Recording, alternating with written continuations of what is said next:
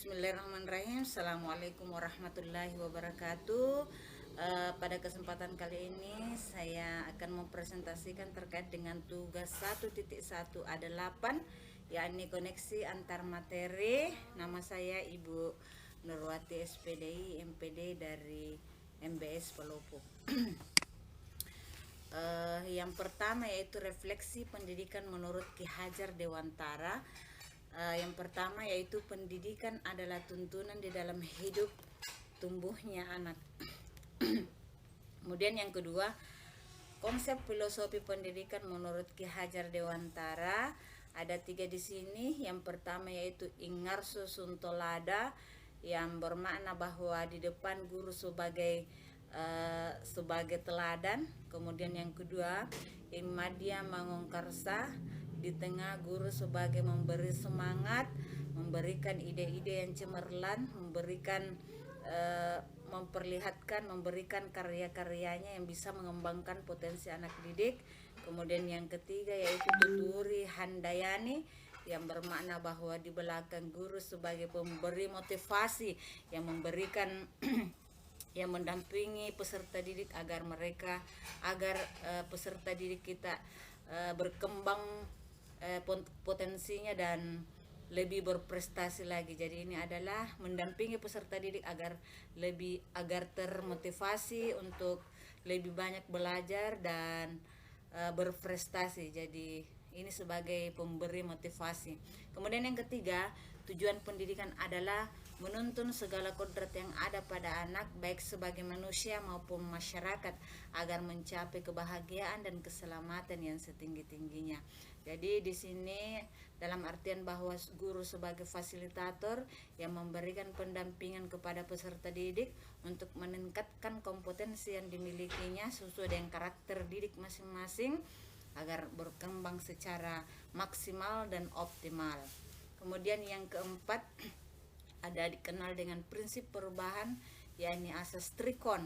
Yang pertama yaitu asas kontinuitas, yang mana pendidikan dilaksanakan secara berkesinambungan dan berencana. Kemudian yang kedua asas konvergensi, yang mana dengan pendidikan memanusiakan manusia. Kemudian yang ketiga konsentriks, yang mana dalam artian bahwa pendidikan itu berorientasi kepada peserta didik atau berbasis peserta didik.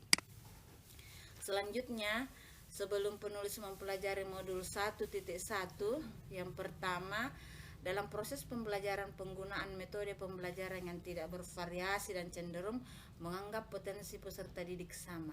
Jadi ketika melakukan proses pembelajaran hanya menggunakan metode-metode yang tidak memperhatikan karakteristik peserta didiknya, apakah materinya tersampaikan atau tidak.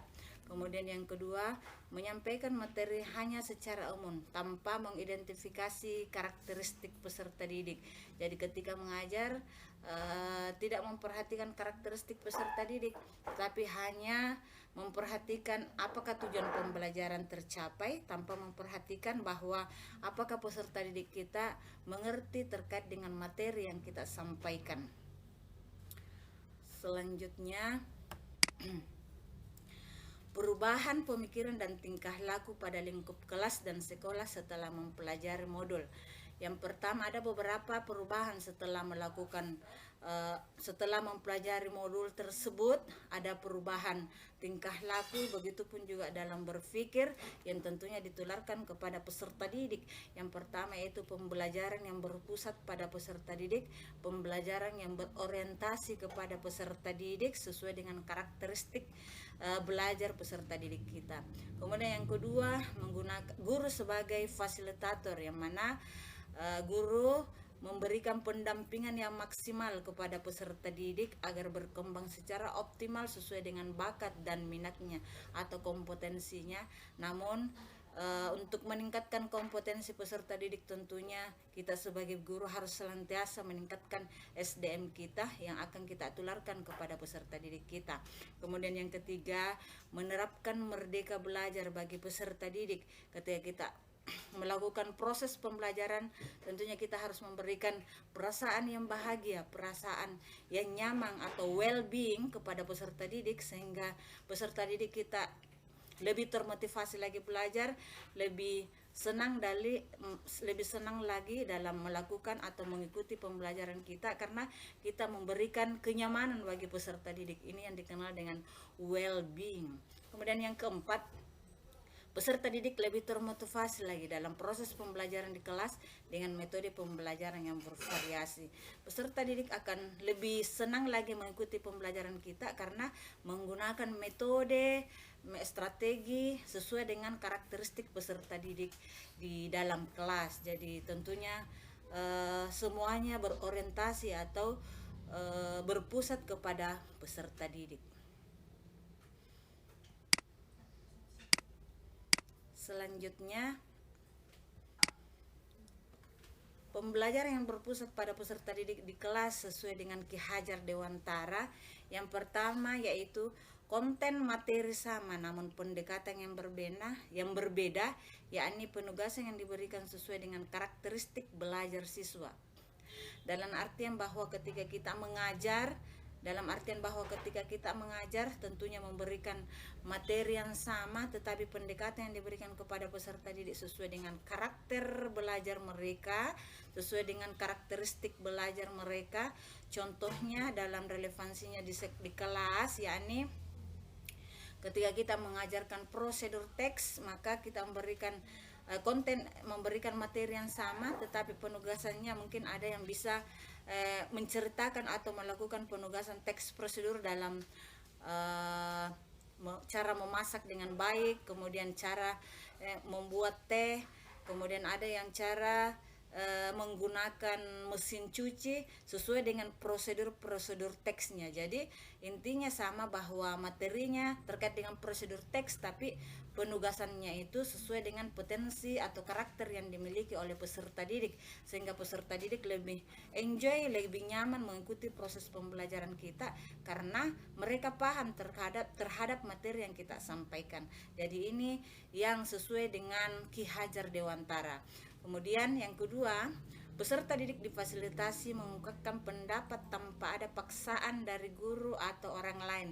Jadi diberikan kesempatan kepada peserta didik untuk mengungkapkan ide-ide pikirannya tanpa intervensi dari orang lain atau tanpa intervensi dari guru tersebut. Jadi ini juga pembelajaran yang berorientasi kepada peserta didik. Kemudian yang ketiga, melakukan ice breaking atau penyegaran otak untuk mengembangkan kreativitas berpikir lebih terbuka. Jadi dalam pembelajaran diiringi dengan ice breaking agar mereka tidak terlalu tegang di dalam, sehingga mereka lebih berkreatif dalam melakukan proses pembelajaran karena metode pembelajaran yang menyenangkan.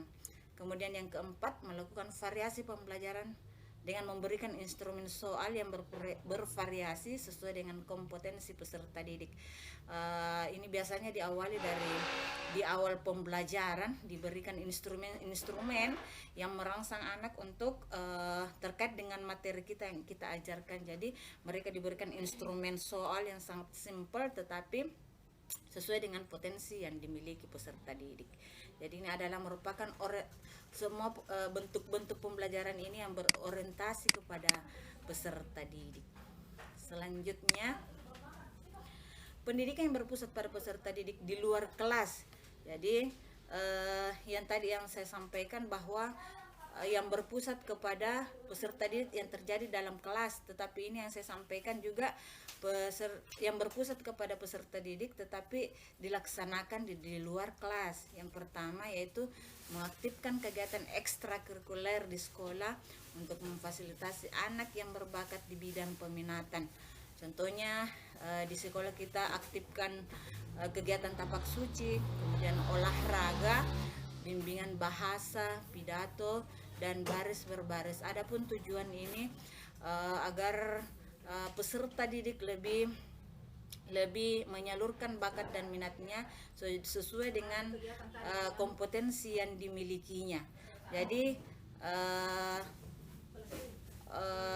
setelah itu ketika kita memfasilitasinya tentunya dengan bimbingan yang intensif agar kompetensi yang dimilikinya lebih berkembang lagi dan lebih optimal lagi, karena biasanya ada anak yang tidak muncul intelijensinya di dalam kelas tetapi muncul kompetensinya di luar kelas, makanya difasilitasi dalam kegiatan ekstrakurikuler di sekolah, tentunya diiringi dengan pendampingan yang maksimal oleh guru yang telah diberikan amanah. Selanjutnya, bagaimana penerapan di kelas sesuai dengan pemikiran Ki Hajar Dewantara, yaitu melakukan pembelajaran dengan memperhatikan kodrat alam dengan kodrat zaman. Yang mana yang dimaksud dengan kodrat alam? Yang pertama yaitu peserta dididik sesuai dengan kodratnya, sesuai dengan kodrat alamnya, sesuai dengan zamannya. Kodrat alam yakni pengembangan potensi yang dimiliki anak sesuai dengan potensi dirinya. Jadi ketika kita mengajar tentunya semuanya berorientasi kepada peserta didik sehingga potensi yang dimilikinya lebih berkembang lagi secara maksimal dan optimal. Kemudian yang kedua, anak-anak di kelas juga dididik sesuai dengan kodrat zamannya. Anak dididik dengan kodrat zamannya sesuai dengan tuntunan zamannya.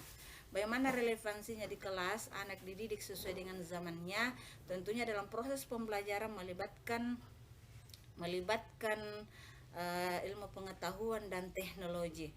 Yang pertama, contohnya yang relevansinya dalam kelas, mempresentasikan tugas peserta didik melalui video. Jadi guru memberikan penugasan kemudian dipresentasikan dengan melalui video. Jadi ini relevansinya dengan perkembangan zaman yang update dengan ilmu pengetahuan dan teknologi. Kemudian yang kedua, memberikan penugasan dan pengumpulan tugas melalui aplikasi tertentu. Contohnya penugasan dikirim melalui dengan Google Classroom. Kemudian yang ketiga, memberikan penugasan dan pengumpulan tugas melalui link. Kemudian yang keempat, proses pembelajaran menggunakan HP atau gadget dengan cara mencari referensi via internet. Tentunya ketika kita melakukan proses pembelajaran dan difasilitasi HP, tentunya dengan pendampingan yang ekstra oleh guru mata pelajaran tersebut. Demikianlah presentasi saya pada kesempatan kali ini dan saya akhiri. Wassalamualaikum warahmatullahi wabarakatuh.